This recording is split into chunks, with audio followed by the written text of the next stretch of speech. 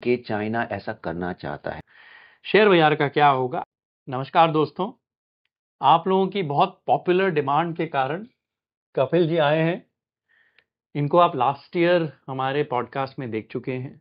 बहुत अच्छी चर्चा हुई थी डॉलर को लेके, ट्रम्प को लेके, इलेक्शंस को लेके, इंडिया की डिमांड को लेके, यूएस में अगर रिसेशन होगा तो भारत में क्या होगा, क्या हम डीकपल करेंगे।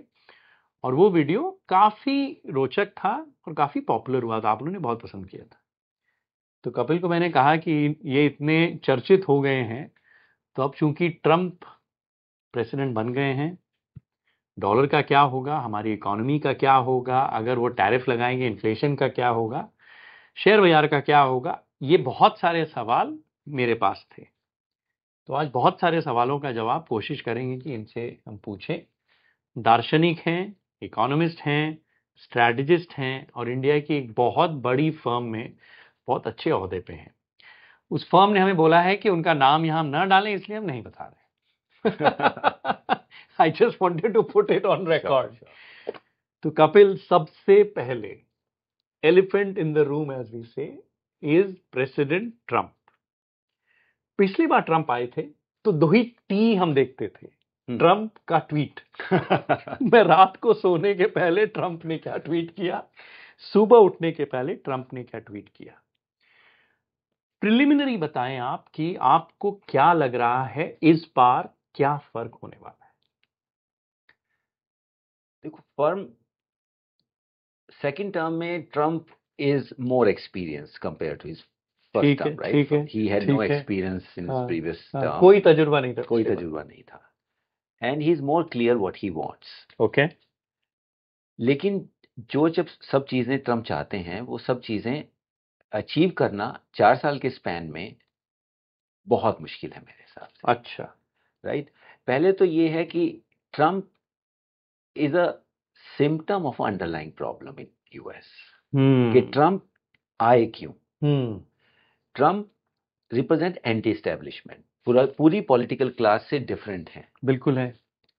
और ये यूएस का मतलब, ये स्टोरी मुझे लगता है कि 30-40 साल पहले शुरू हुई थी, जो हमने पहले भी बात की, कि कहीं ना कहीं रिजर्व करेंसी का जब आप स्टेटस ले लेते हो, हाँ। उसमें कुछ चीजें अच्छी होती हैं और कुछ चीजें उसकी डाउनसाइड भी है। तो अपसाइड ये है कि आपकी balance sheet does not matter any more. You can run balance sheets जो बहुत खराब भी हों, world will not punish you, investors will not punish you, bond holders will not punish you. तो आप बहुत बड़ी मिलिट्री रन कर सकते हैं दुनिया में, अपना एक हेजमन टाइप सिस्टम चला सकते वर्चस्व हैं, चला सकते हैं। या यस। वो सब चला सकते हैं, और वो यूएस ने चलाया भी। लेकिन कहीं ना कहीं रिजर्व करेंसी की जो डाउनसाइड है वो अब ज्यादा ऊपर आ रही है, विच इज के यूएस मैन्युफैक्चरिंग में बहुत पीछे रह गया है। बिल्कुल। बहुत छोटी चीजों के लिए यूएस को डिपेंड करना पड़ता है चाइना जैसी कंट्रीज में, जो कोविड में और निकल के आया कि मास्क भी चाइना से आ रहे हैं, बेसिक, यू नो। सो वहां से ये चीज शुरू हुई कि हमें यूएस को वापस अपनी मैन्युफैक्चरिंग, अपनी जॉब्स, अपनी डिपेंडेंस बाकी चीजों पे कम करनी है, बाकी कंट्रीज पे कम करनी है। वहां से Trump was speaking straight. Yes. कि जो चीजें कोई और प्रेसिडेंट बोलने में 2 बार सोचेगा, ही स्पीक्स आउट। सो वो उसकी अपील है ट्रम्प की मेरे हिसाब से। अब ट्रम्प चाहते हैं कि मैन्युफैक्चरिंग इंडिया में, यूएस में वापस आए, जॉब्स बने। तो सबसे आसान तरीका जो एकदम समझ में आता है वो है tariffs. He said tariff is the most beautiful word in the dictionary, English dictionary, right? बिल्कुल बिल्कुल। अब टैरिफ का प्रॉब्लम ये हो रहा है। So when Trump thinks about it, मुझे लगता है कि सबसे सामने उनके चाइना आता है, because China obviously is the elephant in the room. Correct. So first term से लेके ट्रम्प ने जो टैरिफ्स लगाई हैं, उसके बाद बाइडन ने वो फॉलो कंटिन्यू किया है, हटाया नहीं। हाँ, सो दे इट्स नॉट दैट कि ट्रम्प के जाने के बाद ट्रम्पिज्म रहा, वो चला नहीं गया। Yes. And now Trump is coming back again. But अब हमारे पास 6-7 साल का रिकॉर्ड है कि टैरिफ लगनी शुरू हुई, राइट? यूएस का जो ट्रेड डेफिसिट है या मैन्युफैक्चरिंग शेयर ऑफ जीडीपी है, उसमें कोई बहुत बड़ा फर्क पड़ा नहीं है। नहीं पड़ा है। नहीं पड़ा है। और उसमें बहुत ही इंटरेस्टिंग चीज ये है कि अगर आप चाइना, यूएस का इंपोर्ट्स जो चाइना से आते हैं वो तो सर्टेनली कम हो गए हैं, लेकिन टोटल इंपोर्ट्स कम नहीं हुए। ओके। सो ये बहुत ही इंटरेस्टिंग चीज है कि चाइना के साथ यूएस का जो ट्रेड डेफिसिट है इंपोर्ट एक्सपोर्ट वो कम हो गया। तो अगर आप खाली चाइना के साथ देख रहे हो तो आपको लगेगा कि हाँ ट्रम्प कि की मैं तो जीत पॉलिसीज गया हैव हूँ। Been successful, correct. लेकिन टोटल ट्रेड डेफिसिट यूएस का वो बदला नहीं, इनफैक्ट वो हाई है वहां से। सो चाइना समवेयर इज, दो चीजें हो रही हैं इसमें अजय। एक तो चाइना ने कुछ चीजें ऐसा लग रहा है रीराउट करके वापस यूएस पहुंच गई है, मेक्सिको, या वियतनाम। तो चाइना का export market share in total world exports वो हिला नहीं है नहीं, आपके टैरिफ पिछले लगने के में बाद। चार्ट भी यस दिखाया था, मैं वापस यस दिखाऊंगा वो यस चार्ट। यस। दूसरी चीज ये हो रही है कि dollar, yes. Because it's an open financial economy, तो टैरिफ लगते ही जो इन्फ्लेशन का रिस्क आता है या फेडरल रिजर्व का आउटलुक चेंज होता है, उससे डॉलर में भी स्ट्रेंथ आती है, और डॉलर की strength starts to undercut tariff hikes. Correct. तो वहां पे आपका, बिकॉज ट्रम्प चाहते हैं कि डॉलर वीक भी हो लेकिन रिजर्व करेंसी भी बनी रहे, लेकिन हमारी मैन्युफैक्चरिंग भी बने, राइट, लेकिन मैं सिक्योरिटी अरेंजमेंट से निकल भी जाऊं, हाँ यूएस के ऊपर किसी की हाँ, सिक्योरिटी का खर्चा भी बर्डन ना भी ना करना आए। पड़े, बिल्कुल। ये बहुत मुश्किल है, राइट, एंड वहां प्रॉब्लम आ रही है। तो डॉलर एप्रिशिएट होता है तो it starts under cutting the tariffs power. Absolutely. So अब देखना ये है कि सेकंड टर्म में, जैसे आपने पूछा, if Trump is looking at data, तो उनको लगेगा कि bilateral tariffs is not the solution. खाली चाइना को एम करके नहीं होगा, you have to go from bilateral tariffs to multilateral. Multilateral, interesting, वाह। सो दैट जो रीराउटिंग के चैनल्स हैं सब जगह बंद करो। सब जगह बंद करो। तो वो मैक्सिको पे बात कर रहे हैं, कनाडा पे बात कर रहे हैं, यूरोपियन यूनियन पे बात कर रहे हैं, राइट।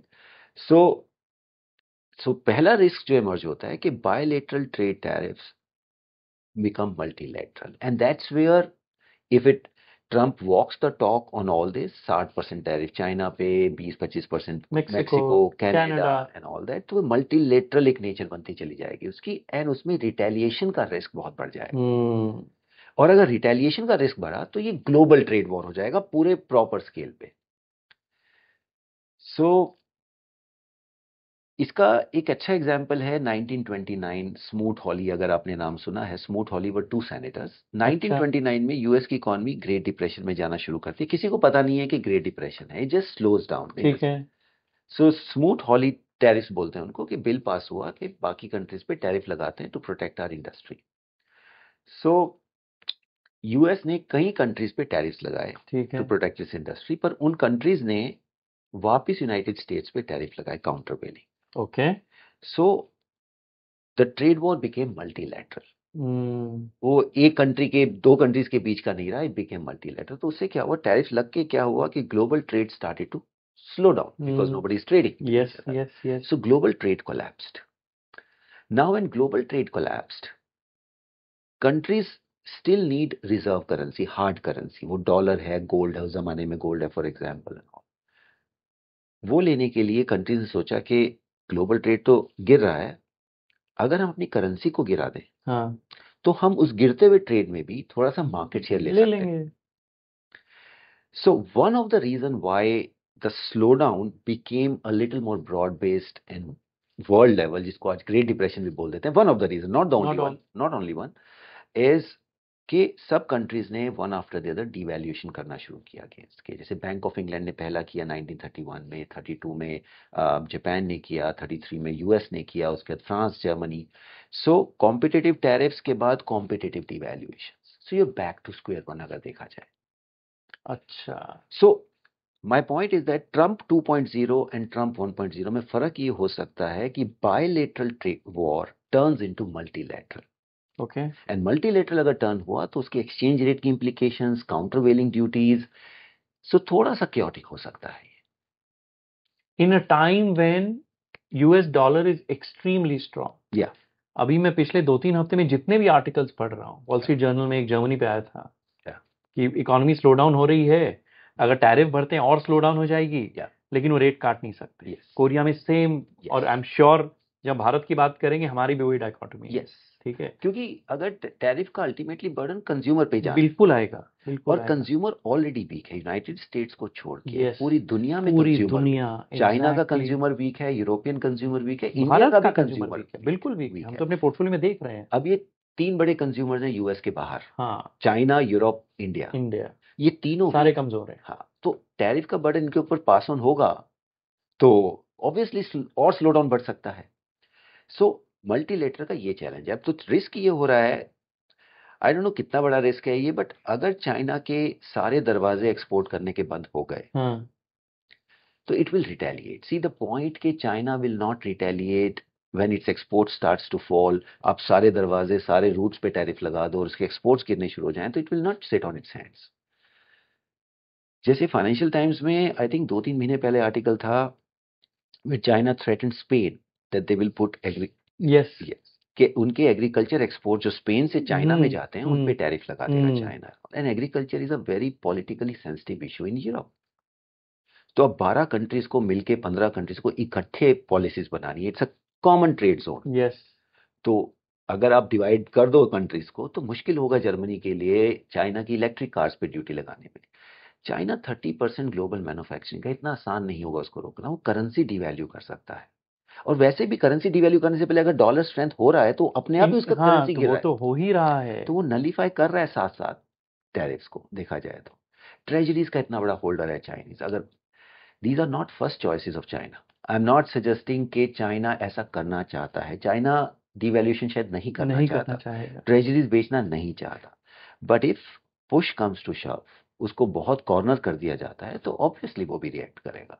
सो यहाँ पे चैलेंज आता है कि ये टॉक करते करते एक्चुअल में एक बड़े स्केल का वो वॉर ना हो जाए। तो आपको लग रहा है कि चूंकि पिछले बार जो ट्रम्प ने टैरिफ्स लगाए थे, बहुत हाई टैरिफ्स लगाए थे, या वो बाइडेन एडमिनिस्ट्रेशन ने कंटिन्यू किए, बिल्कुल चेंज नहीं किया है।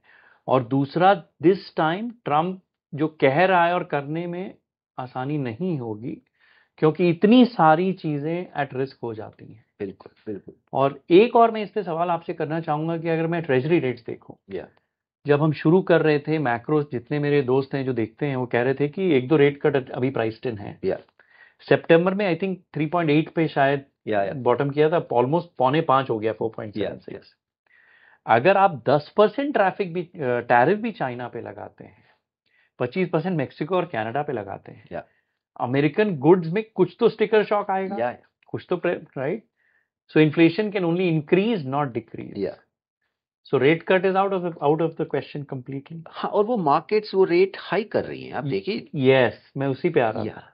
बिकॉज आप देखिए देखिए फंडामेंटल कॉन्ट्रडिक्शन कहाँ आ रही है।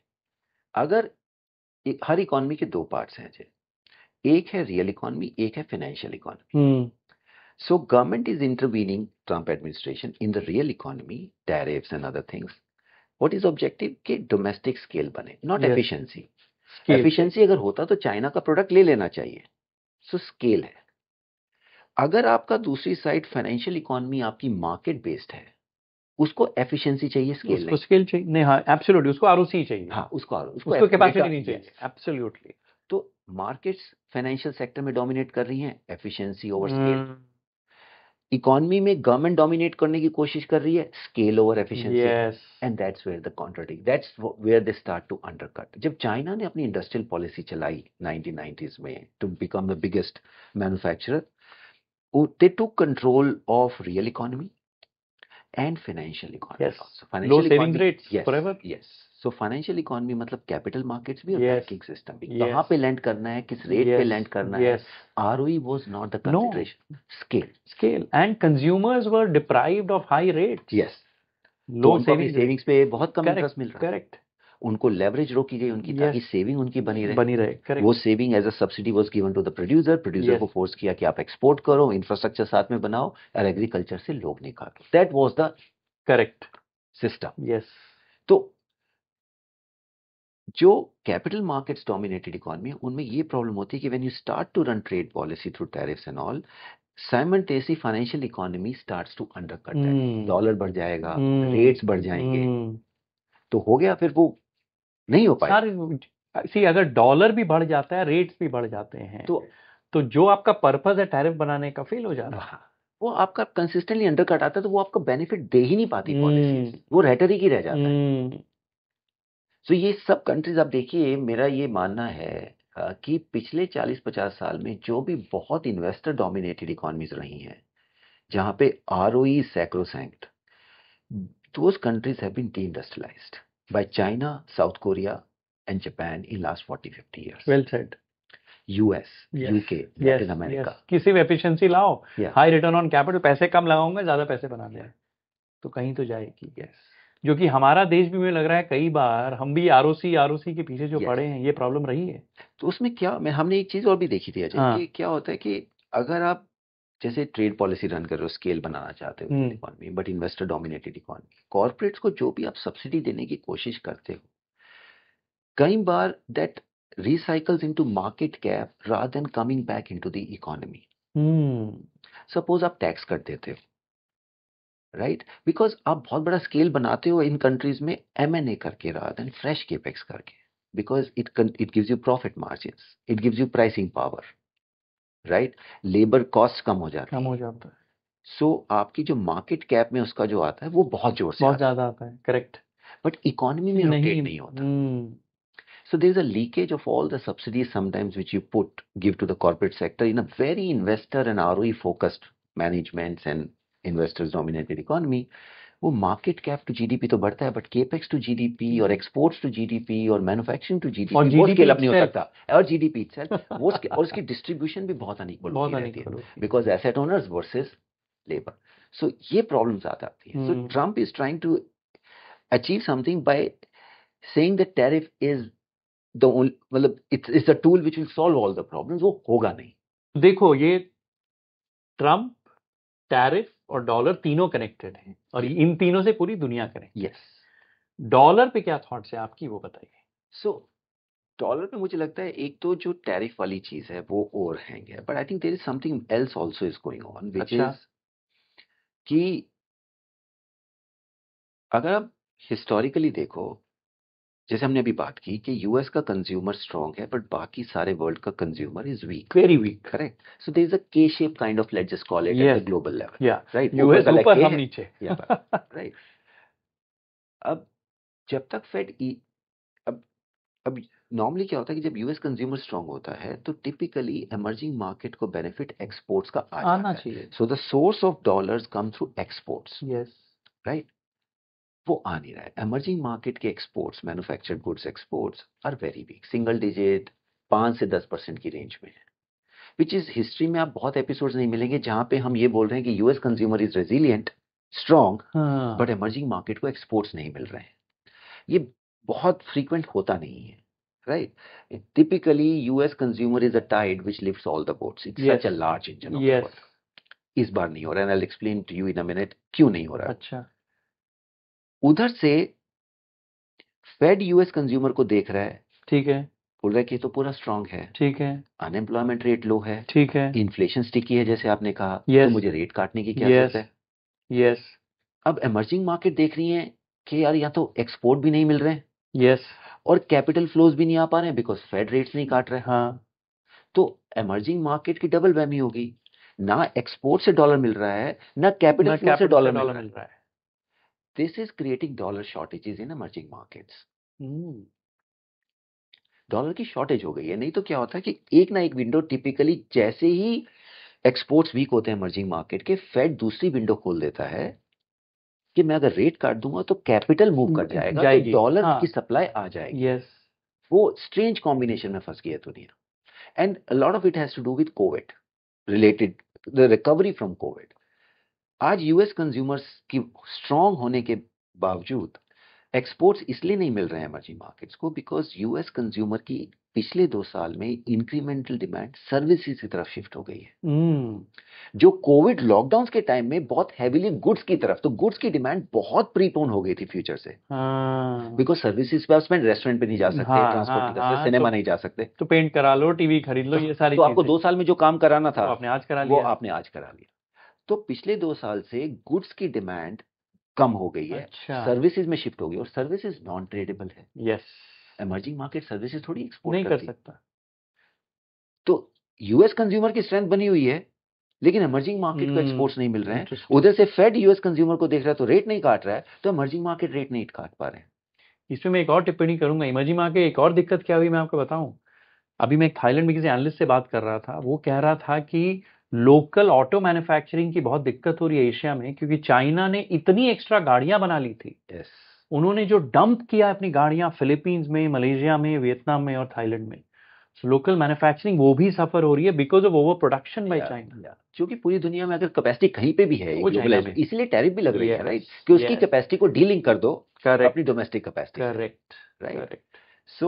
सो ये over and above tariff drama, there is this strange combination के export channel and capital flow channel both are blocked for emerging markets right now till Fed cuts interest rate, या फिर US consumer slow down हो जाए, क्योंकि US purely from emerging market pure हमारी तरफ से strong consumers को तो बेनिफिट तो आ नहीं आ रहा नहीं है, रहा। और उसका स्ट्रेंथ की वजह से फेड की जो टाइटनेस है उसकी लायबिलिटी अपने ऊपर आ रही है। हाँ, तो अगर कंज्यूमर स्लो डाउन हो जाए तो फेड भी रेट काट देगा, एंड एटलीस्ट उसका थोड़ा बहुत पेन जरूर आएगा बिकॉज वो रिसेशन का रिस्क बढ़ जाएगा उसमें, लेकिन it will lay the ground for a fresh business cycle because सबकी मॉनेटरी साइकिल सिंक्रोनाइज हो जाएंगी दोबारा, जो अभी डिसिंक्रोनाइज हो गए। डीसिंक हो रही ये है। सो वो एक तरीका है इसमें। So these are the 2 or 3 trends which are weighing on dollar in my view. लेकिन इसमें सबसे इंपॉर्टेंट एस्पेक्ट ये है कि इसमें इमर्जिंग मार्केट तो प्रॉब्लम में आई गई हैं because of this combination, it is going to hurt US also, I tell you how. अच्छा।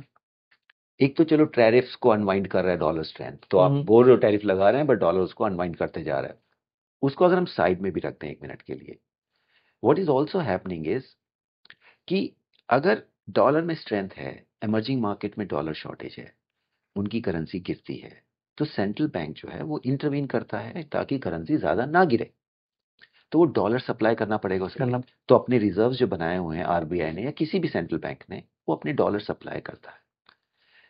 अब जो वो डॉलर सप्लाई करेगा, वो डॉलर्स कहाँ पड़े हैं? वो यूएस गवर्नमेंट बॉन्ड्स में पड़े हैं, यूएस ट्रेजरीज में पड़े हैं, तो जाके वो ट्रेजरीज बेचेगा, तो ट्रेजरी बॉन्ड की यील्ड ऊपर जाएगी, ट्रेजरी बॉन्ड की यील्ड ऊपर गई तो डॉलर ऊपर जाएगा।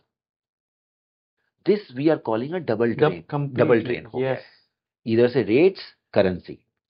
तो इसमें इमर्जिंग मार्केट तो प्रॉब्लम में आई गई है, बट यूएस के स्टैंड पॉइंट से not only tariffs are getting unwound, but US government की फाइनेंसिंग होगी कैसे, जिनको हर साल इतना बड़ा अमाउंट बोरो करना है। 7% ऑफ जीडीपी का fiscal deficit United States is running, interest burden 4-5% of GDP है, highest in the higher than defence, जो आपने पिछले टॉक में कहा था। तो रेट्स इधर हाई है और हाई जाने का रिस्क हो रहा है, ऊपर से बायर्स नहीं है क्योंकि बाहर के बायर्स में तो डॉलर शॉर्टेज है। हाँ, उनको तो डॉलर चाहिए, वो तो बेच रहे हैं। फेड भी बाय नहीं कर रहा है, फेड क्यूटी कर रहे हैं, Fed is also not a buyer, foreigners are not a buyer, तो फाइनेंसिंग होगी कैसे? इसमें क्या रिस्क हो सकता है कि if you let it happen for a long time, treasury market में डिस्टर्बेंस कैन इंक्रीज। अगर आपने नोट किया होगा जे कोविड के बाद जितने भी बीच में मार्केट के वॉबल्स आए, टेंट्रम्स आए, उनका सबका source G7 government sovereign bond markets है। कभी वो गिल्ट मार्केट में होता है यूके की, कभी वो पेरिफेरल यूरोपियन बॉन्ड्स में होता है, कभी वो जेजीबीज जो जापानीज गवर्नमेंट बॉन्ड, और कभी वो ट्रेजरीज में, क्योंकि इन्होंने डेट बहुत बढ़ा दी है। तो वो अगर डिसफंक्शन हुआ, बिड आस्क स्प्रेड बढ़ गए, स्लॉपी ऑक्शंस हुई, तो फेडरल रिजर्व के लिए to sit on its hand while US government is struggling to finance itself is not going to happen. तो फेड की प्रॉब्लम्स और माउंट होंगी, फिर से इन्फ्लेशन 2.5 है, 3 है, 3.5 है, does not matter in my view. Fed will have to support the US government. So ये डायनेमिक सेल्फ करेक्टिंग है beyond a point is what I am saying, even for United States. लेकिन ये 3 महीने का है, 2 महीने का है, 6 महीने का, हार्ड टू से। नमस्कार दोस्तों, 3 लोग मेरे परिवार में गिरने के कारण गए। मेरी नानी जी, मेरे मामा जी और मेरे पापा के जाने के बाद लगा कि इस प्रॉब्लम को सॉल्व करना है। वो है घर में गिरने का, स्पेशली बाथरूम में। और ये परेशानी मैं देखता हूँ कि काफ़ी लोगों को है। तो कुछ मित्रों के साथ मिलके, मेरे IIT जूनियर के साथ मिलके इस प्रॉब्लम को सॉल्व करना है। तो हम एक स्टार्टअप बना रहे हैं, पूरी टेक्नोलॉजी, पूरा इसका हार्डवेयर, पूरा सॉफ्टवेयर, इसकी ऐप इंडिया में बना रहे हैं। और ये प्रॉब्लम हम एंड टू एंड सॉल्व करना चाहते हैं कि कोई बाथरूम में गिरे ही नहीं। उसके लिए जो भी रिक्वायर्ड है कि गीलिंग फर्श अगर है तो उसकी मैट है, रॉड है पकड़ने के लिए, ताला है इवैक्यूएट करने के लिए। अगर कोई परेशानी में है तो वो ऐप में हमें पता चल जाए मैं सिंगापुर में हूँ और पापा मम्मी अगर वहाँ रहते थे, तो पूरी प्रॉब्लम का निवारण करना है। सलीम जी ने कहा था कि अपने आंसू खुद पहुँचो, कोई और पहुँचेगा तो सौदा करेगा। तो मेरा अपना आंसू है, परिवार के 3 लोगों को जाते देखा है। तो ये हम लॉन्च करने वाले हैं, पहले कुछ मित्रों के घरों में टेस्ट कर रहे हैं। अगर आप लोगों के माँ बाप हैं, एल्डरली हैं, बुजुर्ग लोग हैं घर में, उनके लिए ये बहुत ज़रूरी है। iCal.ai/join, इस पे आप लोग रजिस्टर कर लें। इंडिया में अगर बैंगलोर में आप रहते हैं, आपके पेरेंट्स उन्नाव में हैं, गुवाहाटी में हैं, इधर उधर हैं, तो जो भाड़ा हवाई जहाज का इमरजेंसी में आपको लगेगा, हमारी इच्छा है कि उससे भी कम में हम ये पूरा प्रोडक्ट आप तक पहुंचाएं। तो फिर भारत के बारे में बताइए कि मैं तो अपने पोर्टफोलियो कंपनी से बात करता हूँ, रिजल्ट सीजन देख रहा हूँ, कंजम्पशन तो काफ़ी स्लो डाउन है, या डिमांड स्लो डाउन है। पहले हमारा पोर्टफोलियो में वी सेड कि रिच इंडियन के प्रोडक्ट्स बना के जो बेचती हैं उन कंपनी पे बात करो। Across the board I am seeing a demand slow down. What are your views? see demand slow down. So when I look at the Indian economy, the way we are visualizing is कि economy में supply और demand दो side होती है। Supply side बहुत simply बात करूंगा, balance sheets कैसी हैं, लेंडर्स की, बोरोवर्स की। आपका इन्फ्लेशन बहुत आउट ऑफ वैक नहीं होना चाहिए, करंट अकाउंट डेफिसिट जो ट्रेड डेफिसिट है वो बहुत ज़्यादा नहीं होना चाहिए, आपकी एक्सटर्नल डेट, डॉलर डेट बहुत ज़्यादा नहीं होनी चाहिए, फिस्कल प्रूडेंस होनी चाहिए, इकोनॉमिक रिफॉर्म्स होने चाहिए। अगर आप पिछले 10 साल में देखो तो government has done a phenomenal job in lining up these things because they were totally out of whack. आज से 10-12 साल पहले 2013 अगर आप याद करो, all these ratios were out of whack. So supply side government ने फिक्स कर दी है काफी हद तक। ठीक है। मुझे लगता है India has a demand side problem. Okay, now let's understand demand side problem. Economy में अजय 4 एजेंट्स हैं, बहुत सिंपल रखता हूं इसको, हाउस होल्ड्स, कॉर्पोरेट, गवर्नमेंट और एक एक्सपोर्ट्स, बाहर एक्सटर्नल। या तो 3 डोमेस्टिक हो गए, गवर्नमेंट, कॉर्पोरेट, हाउस होल्ड्स, एक एक्सटर्नल। ठीक है। इन चारों में से जो मेन कंजम्पशन एजेंट है वो हाउस होल्ड। ठीक है। ठीक है, लेकिन हाउस होल्ड को कंजम्पशन करने के लिए इनकम चाहिए या लोन चाहिए, और कोई तरीका नहीं। पहले इनकम की बात करते हैं। अब हाउस होल्ड की इनकम कहां से आती है? बाकी 3 एजेंट से आती है, बिकॉज यही इकोनॉमी है। बिल्कुल। या तो आपके एक्सपोर्ट्स फायर करें, या गवर्नमेंट आपका फिस्कल डेफिसिट बढ़ा के सब्सिडीज दे, ट्रांसफर दे, टैक्स कर दे, कुछ करे, या कॉर्पोरेट इतना केपेक्स डाले, नए प्लांट्स बनाए कि माइग्रेशन करा करके लोगों को नौकरी और वेज हाइक्स मिले। अगर आप देखो पिछले 2-3 साल में वन बाय वन अगर इनको देखें एक्सपोर्ट्स, तो इंडिया का exports of goods plus services हम सारा लें as a percentage of GDP वो फ्लैट है। वो थोड़ा ऊपर, कोविड के बाद जब रिकवरी है ग्लोबल इकोनॉमी में ऊपर गए हम, उसके 3 साल से थोड़ा सा फ्लैट टू डिक्लाइनिंग में है। In a time in Vietnam वगैरह कितने बड़े हैं। यस, सो इंडिया का एक्सपोर्ट सेक्टर की ability to lift income and demand in the domestic वो लिमिटेड है, वो बहुत ज्यादा नहीं कर पा रहे हैं। उसके बहुत सारे रीजन जो हमने अभी डिस्कस भी किए हैं। करेक्ट। टैरिफ का रिस्क है, चाइना की ओवर कैपेसिटी है, बहुत सारे रीजन हैं। फिर लेते हैं गवर्नमेंट ऑफ इंडिया। अब गवर्नमेंट ऑफ इंडिया की भी मल्टीपल प्रायोरिटीज है। एक प्रायोरिटी ये है कि भाई आपका डेट लेवल कोविड के बाद ज्यादा हो गया तो आपको कम करना है, आपको डीलेवरेज करना है, फिस्कल डेफिसिट कम करना है। So government is prioritising fiscal deficit consolidation. तो जितना टैक्स आया उसे कम स्पेंड करो, वही फिस्कल कंसोलिडेशन। बहुत सिंपल सी बात है, कमाई से खर्चा कम। ठीक है। तो in for macro economic stand point government is in a saving mode और डीलेवरेजिंग मोड। नाउ इसमें एक बहुत इंटरेस्टिंग चीज मैं बोलना चाहता हूं कि एग्रीगेट बेसिस पे government is not adding demand to the economy, it is withdrawing demand from the economy. So हम क्या करते हैं, जैसे हम कई बार गवर्नमेंट का केपेक्स का नंबर देखते हैं, तो बहुत सारे सब लोग देखते हैं, हम भी देखते हैं।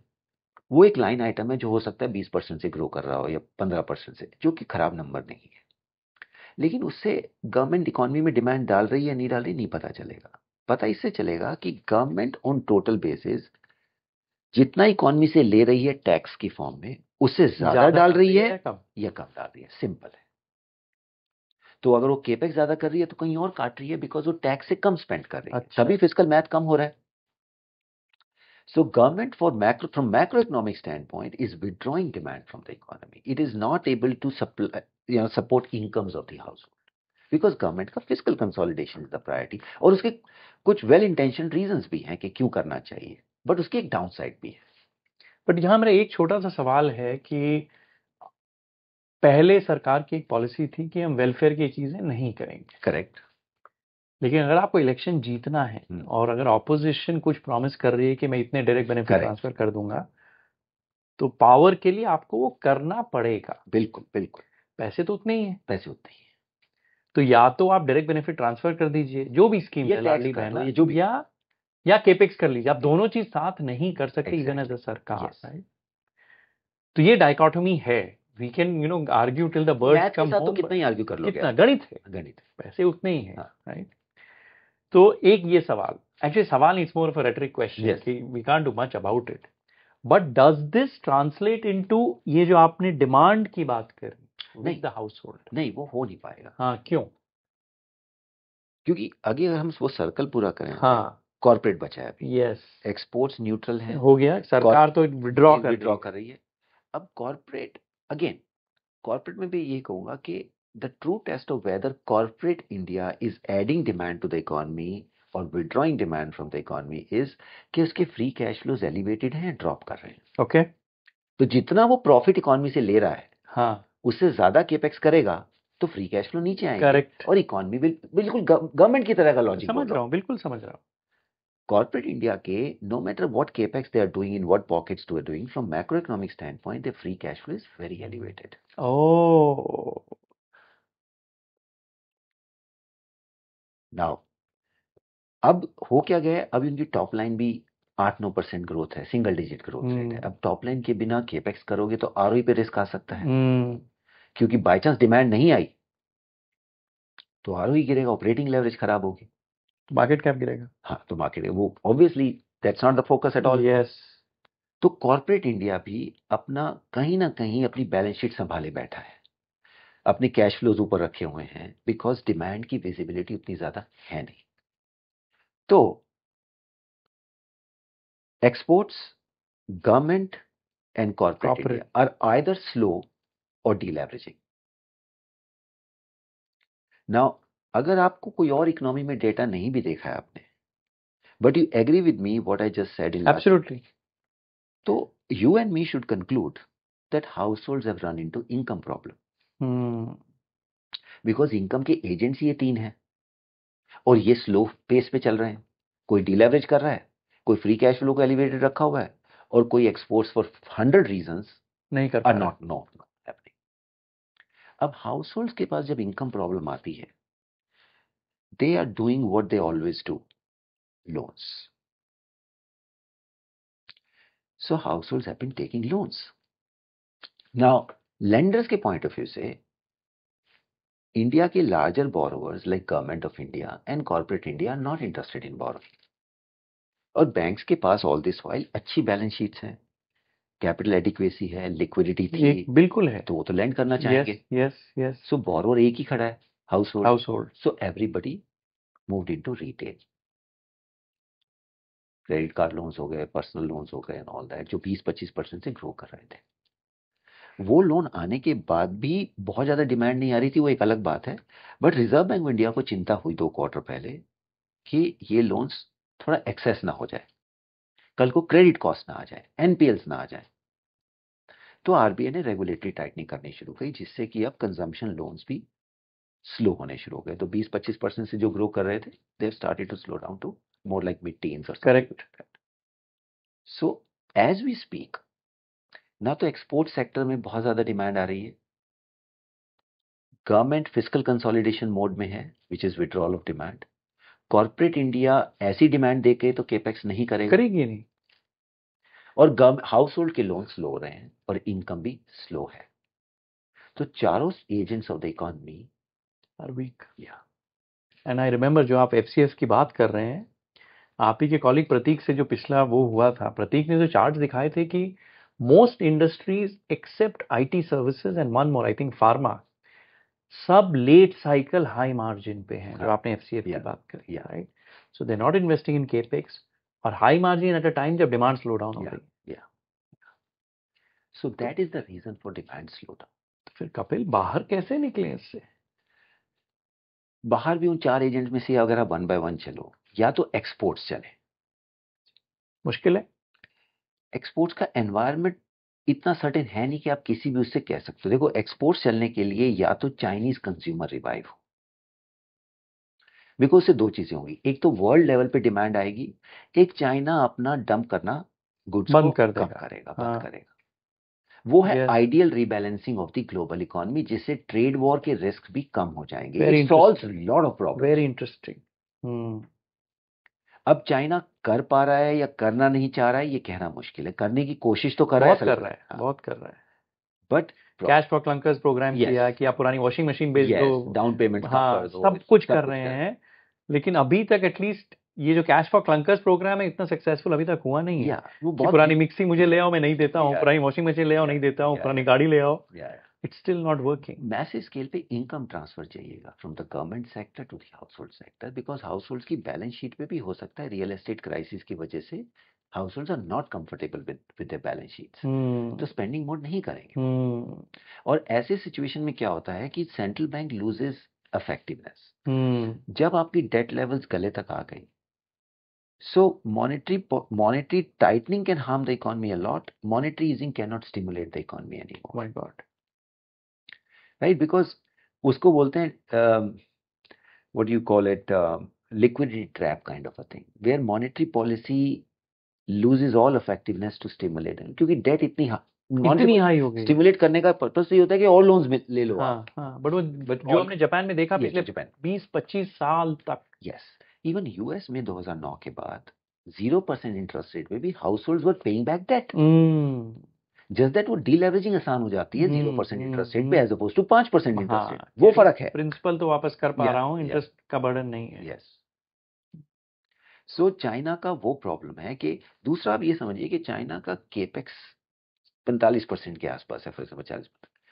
अगर आपको रीबैलेंस करना है, आपको केपेक्स को नीचे लेके आना है, मींस फ्रेश केपेक्स बंद करोगे, कुछ एग्जिस्टिंग प्लांट शट डाउन करोगे, उससे हाउस होल्ड पे ही इंपैक्ट आएगा। या तो हाउस होल्ड फायर होंगे या नई जॉब्स नहीं बनेंगी, तो हाउस होल्ड की बैलेंस शीट पहले ही खराब है, जो ऑलरेडी खराब है, और यूथ एम्प्लॉयमेंट तो अभी 25 से 30% चल रहा है, सॉरी अनएम्प्लॉयमेंट। यस।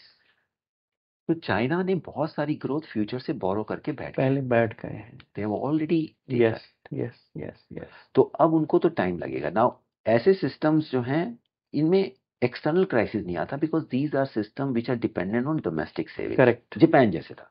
तो लीमन ब्रदर्स जैसी चीजें नहीं होगा, बिकॉज चाइना तो लोकल लोन ही है, लोकल डिमांड ही है, लोकल तो नेट क्रेडिटर है वर्ल्ड का। Yes, right, yes. सो लेकिन इसमें क्या होता है, रिलीज वॉल्व क्या होता है कि आपकी धीरे धीरे ग्रोथ और स्लो और स्टेप फंक्शन में नीचे नीचे मूव करती रहेगी, until unless China counters it with massive productivity की, जो वो electric car, solar, new energy में करने की कोशिश कर रहा है। वो देखते हैं वो कैसे होगा, बट जब तक वो नहीं होगा तो इंडिया के एक्सपोर्ट थोड़ा सा मुश्किल लगता है मुझे। तो एक्सपोर्ट फिर एक ही चीज पॉसिबल है फिर, कि सरकार को ये सोचना पड़ेगा कि थोड़े दिन तक मैं डेफिसिट हाई रन करना पड़ेगा। हाँ, अगर वो करें तो उससे हेल्प हो सकती है, बट उसमें रिस्क ये है कि डॉलर में स्ट्रेंथ है, बॉन्ड होल्डर्स का पैसा आया हुआ है इंडिया में, हम जेपी मॉर्गन बॉन्ड इंडेक्स के पार्ट बने थे, हो गए हैं, राइट, वहां से 20-22-25 बिलियन फ्लो भी आया हुआ है। सो अगर आप गवर्नमेंट बॉन्ड की सप्लाई बढ़ाते हैं, that may not be taken very nicely. So, but policy is always about trade-off. Always. There is no other option. If I think of everything you're saying, अब अपनी करेंसी आप देखो, हमें लग रहा है कि हम थोड़ा डिप्रिशिएट हुए हैं, I am hearing you and cry, but अगर मैं रिलेटिव टू ग्लोबल करेंसीज देखूं, वी आर 4th और 5th in the world. It's not healthy for India, right? So वही करना चाहिए, मुझे लगता है कि थोड़ा बहुत आई थिंक आईएनआर को जाने देना चाहिए। बिल्कुल, that is the least costly safety valve, pressure cooker का सेफ्टी वॉल्व। हाँ, वेल सेड। सो अदरवाइज क्या है, ये एम्प्लॉयमेंट और उस पे ग्रोथ पे रिकवरी डिले होती रहेगी। बिकॉज गवर्नमेंट अगर स्पेंडिंग नहीं कर पाएगा because of the physical math, RBI भी अपनी स्पीड से ही रेट काट पाएगा। लिक्विडिटी तो फिर भी मुझे लगता है आरबीआई विल डू समथिंग, मुझे लगता है, बट डिसाइसिव रेट कट कि भाई अब इकोनॉमी को स्टिमुलेट करना ही है, वो कहीं ना कहीं dollar has to weaken for emerging markets and rest of the world to have breathing space to. Okay. तो कपिल, क्लोजिंग रिमार्क्स के पहले कई बार आप एक चीज कहते हैं कि यार बहुत ज्यादा रीसेंसी बायस हो गया है, जिसको आप नाउ कास्टिंग बोलते हैं, कि आज क्या हो रहा है उसी पे डिसाइड करना है। एंड स्पेशली जब हम प्राइवेटली चर्चा करते हैं, आप सेंट्रल बैंक्स के बारे में ये कहते हैं ग्लोबली लोग कर रहे हैं, इसकी आप एक बहुत अच्छी कहानी सुनाते हैं, वहां से जरा समझाइए कि क्या है। तो अजय, इसमें मुझे लगता है कोविड के बाद, this is my observation and I can be wrong about ठीक है। जैसे जे पावल को आप सुनते हैं, मैं प्रेस कॉन्फ्रेंस बहुत ध्यान से जे पावल की सुनता हूँ, हम इनकमिंग डेटा देखेंगे और उस हिसाब से रिस्पॉन्ड करेंगे। Now it comes across as very scientific approach, frankly if you don't pay attention you लगे कि यार ये बात सही है, डेटा देखो और हिसाब से पॉलिसी बननी चाहिए, you should not be bias, you should not be pre conceived notions, वो बात सही है, ठीक है। लेकिन monetary policy acts with a lag of 15-20 months, ये जे पावल खुद ही बोलते हैं कि आज मैं एक्शन लूंगा 18 महीने बाद। फेड के साथ नहीं, सब सेंट्रल बैंक के साथ बिल्कुल अप्लाई होता है। बिल्कुल। तो ये दोनों चीजें कॉन्ट्राडिक्टरी नहीं हुई कि अगर आप आज का डेटा देख रहे हो और उसके बेसिस पे रेट बढ़ाओगे या घटाओगे, जिसका इफेक्ट 15 महीने बाद आएगा, तो आप तो फिर सो मेरा मतलब the best way to understand मेरे हिसाब से ये है कि अगर आप एक बिल्डिंग है, ठीक है, उसके 10वें माले से कोई आदमी ने जंप कर दिया है, अब उसको आप 2 वेंटेज पॉइंट से देख सकते हो। आप उसको लेट जस्ट से 5वें माले की विंडो से देख रहे हो, खड़े हो आप, और एक बार दूसरा वेंटेज पॉइंट है, आप उसको टेरेस से छत से देख तो 5वें फ्लोर पे सपोज आप खड़े हैं और वो आदमी गिरता हुआ 5वें फ्लोर की जब विंडो क्रॉस की और आपने उसको देखा, सब ठीक है, तो all is good, so far so good, this is nowcast snapshot view, आज बंदा सही सलामत है। लेकिन अगर 10वें फ्लोर से जब वो कूदा और आप टेरेस पे खड़े थे और आपने देख लिया, तो आपको तभी पता चल गया कि ये वेयर ही इज हेडेड। तो मुझे लगता है कि कहीं ना कहीं नाउ कास्टिंग मतलब basically central banks saying that we are very data dependent means छत से उतर के वो 5वें फ्लोर से अभी देखना शुरू कर दिया है। इनफैक्ट मैं आपको बताता हूँ, मैं एक इवेंट में था, वहाँ काफी सारे हमारे डिस्ट्रीब्यूटर्स आईएफएस वगैरह आए हुए थे, and I have been little sanguine about markets because of valuation, जो भी चीजें हैं। तो उन्होंने पूछा कि मंदी आ रही है, तेजी आ रही है, ये सब आप कैसे डिटरमाइन करते हैं? मतलब किसी को भी नहीं पता। लेकिन मैंने कहानी सुनाई, मैंने बोला कि आपको एक धुआं दिखा, ठीक है, अब आपको ये नहीं मालूम कि आग लगी है कि दिल्ली की सुबह का कुहासा है या कोई पूजा कर रहा है, सही बात कुछ भी हो सकता है। सही बात है। तो आपने कहा नहीं यार, ये आग नहीं लगी है, कोई पूजा कर रहा होगा। फिर आपको खुशबू आई, कुछ में अगरबत्ती की खुशबू नहीं थी, वो आग लगने की खुशबू थी, आप फिर भी नहीं भागे। फिर आपको आग दिख गई, विच इज आप जो रिसेंसी की बात कर रहे हैं, राइट? आप फिर भी नहीं भागे। फिर आपको आग इतनी पास आ गई कि आपको गर्मी भी लगने लगी, आप तब भी नहीं भागे, तो आप तो जल ही जाओगे।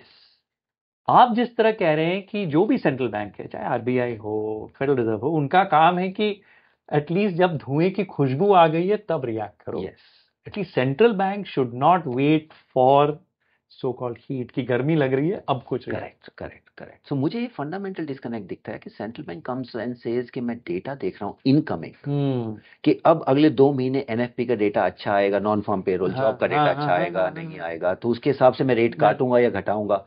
मतलब वो, और फिर बोलना कि मैं 15 महीने मेरी मॉनेटरी पॉलिसी लैग से इम्पैक्ट करेगी, तो वो थोड़ा सा डिस्कनेक्ट मुझे लगता है। आई थिंक ये कहीं जगह हो रहा है, मुझे लगता है। इनफैक्ट एनालिस्ट कम्युनिटी, हम सब में ये चीज हो रही है कि हम आज के डेटा को एक्सट्रापोलेट करते हैं कि सब अच्छा है या सब बुरा है, और ये दोनों तरफ होता है। मतलब साइकिल जब डाउन आ रही है तब भी आपको लेट पता चलेगा, जब वो रिकवर हो रही है तब भी लेट पता चलेगा। ना बात वो नहीं है कि अब गलत सही दोनों में हो सकते हो, वो अलग चीज है, पर डिसीजन तो लेना पड़ता है। हाँ, बट आपको एक फ्रेमवर्क से चलना पड़ेगा कि ऐसी चीज चलती है तो ये डेटा आज से 6 महीने बाद कैसा दिखेगा, वो कॉल लेनी है। उसके लिए आपको एक थोड़ा टेरेस पे अपना वेंटेज पॉइंट बनाना पड़ेगा कि बिग पिक्चर देखें कि what dynamic is operating in the economy. कि वो रशेश कई बार कहते हैं ना, 2 तरह की दृष्टियां होती हैं, एक है गरुड़ की दृष्टि और एक है सर्प या अश्व दृष्टि जो 100 फीट पे है। एटलीस्ट सेंट्रल बैंक्स को अब ऊपर से देखना Central- पड़ेगा, they can not be seeing कि घोड़े को क्या दिख रहा है। Yeah. चलो बहुत अच्छे, thank you so much Thank you very on that sanguine note. I hope things are much better next time. Yes. इस बार तो लग रहा है I hope कि so too. थोड़ी दिक्कत आने वाली है। Happy Thank new you, year, Ajay. Thank you so Thanks much. for- माता पिता को गिरने से बचाए, आइडल वो साथी मदद पहुंचाए। प्यार है तो उनको बताओ, आइडल की सुरक्षा